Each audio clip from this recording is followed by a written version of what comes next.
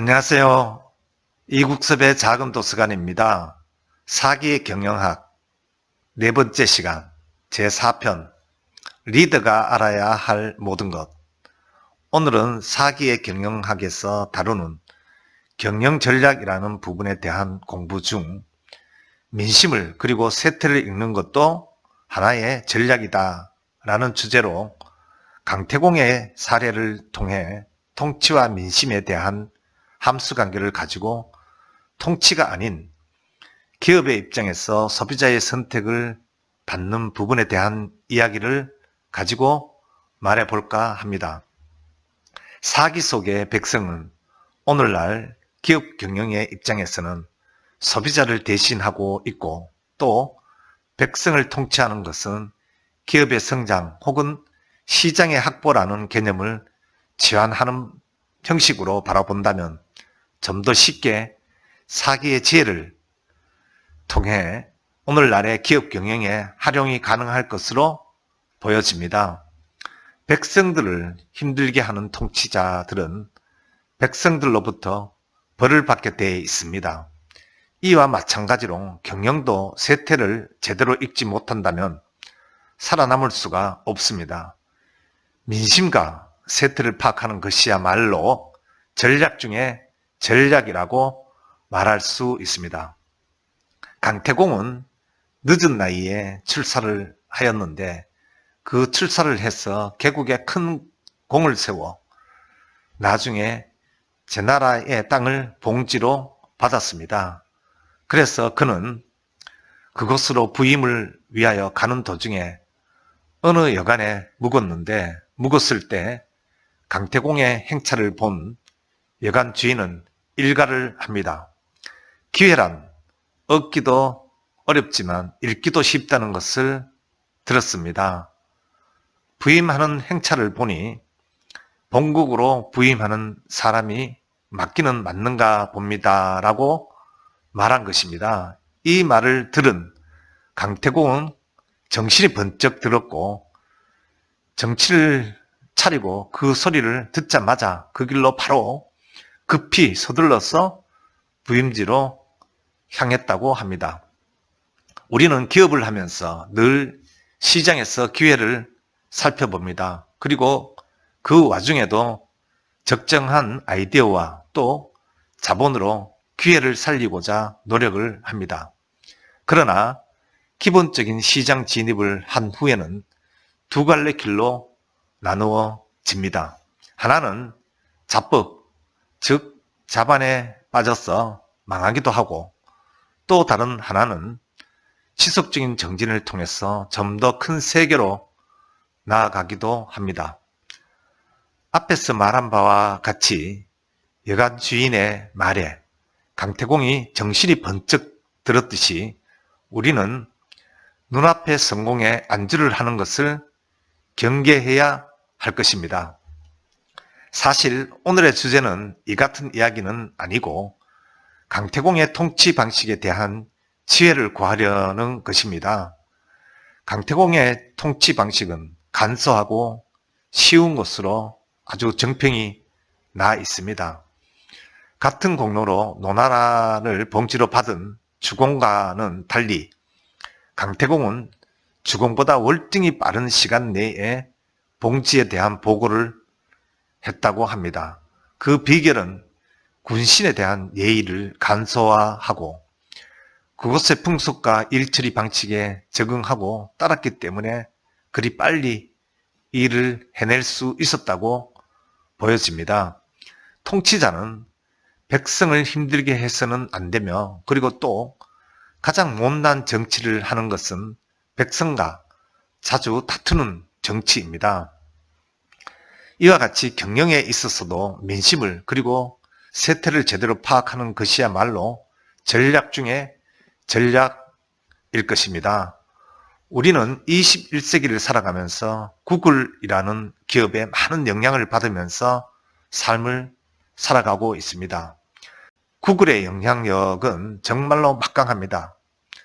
그런데도 구글이 세상에 나왔을 때에 야후라는 포탈이 검색은 물론 인터넷 웹 창구로서의 영향력은 정말 막강하였습니다.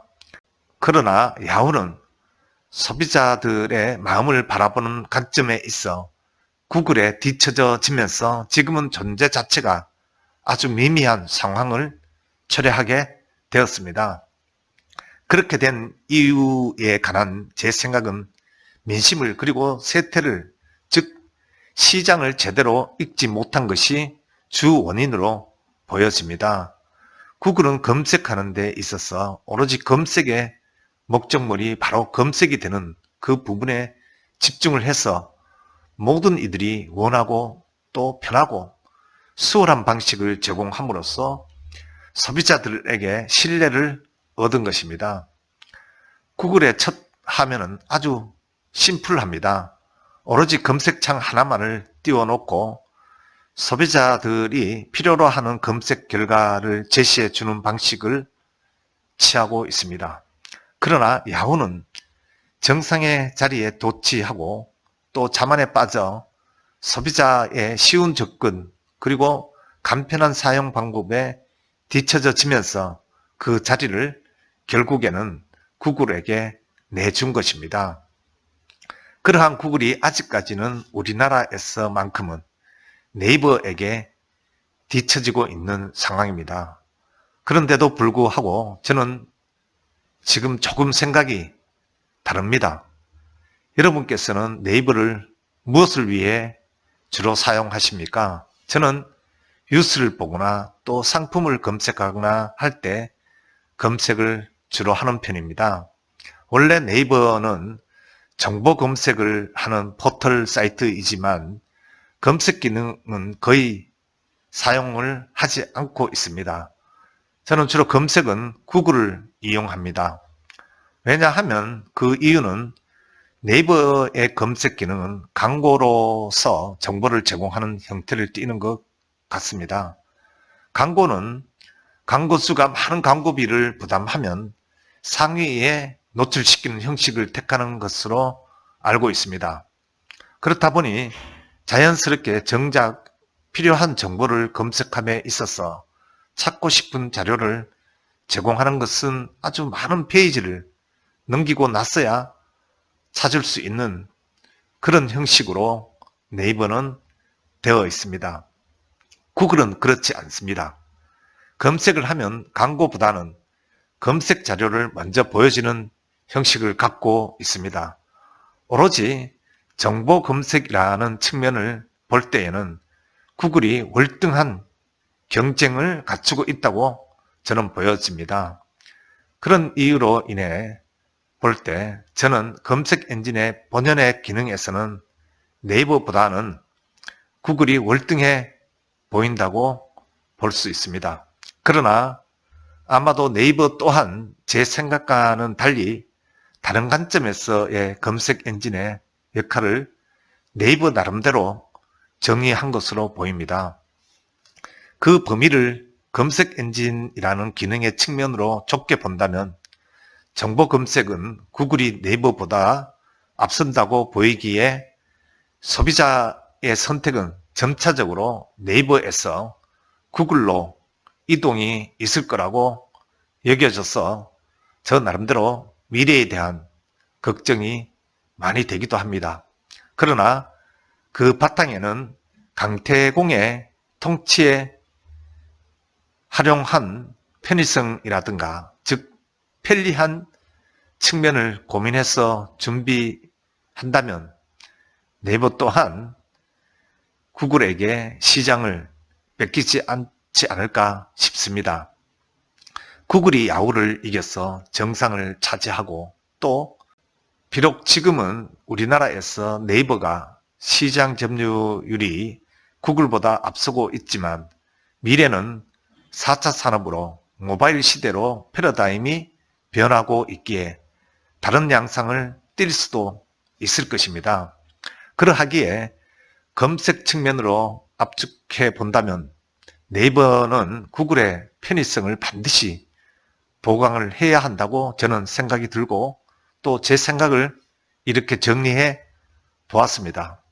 혹시 여러분께서도 강태공의 민심을 읽는 것 그리고 또 간단한 통치 방식으로 기업의 경영 전쟁에서 우위를 점할 수 있는 전략을 통해서 지혜를 구한다면, 그리고 소비자의 편의성을 추구하는 부분을 중요한 전략으로 사용하면 어떨까 생각되어집니다. 지금까지 이국섭의 작은 도서관에서 사기경영학 제4편 전략에 대해 말씀드렸습니다.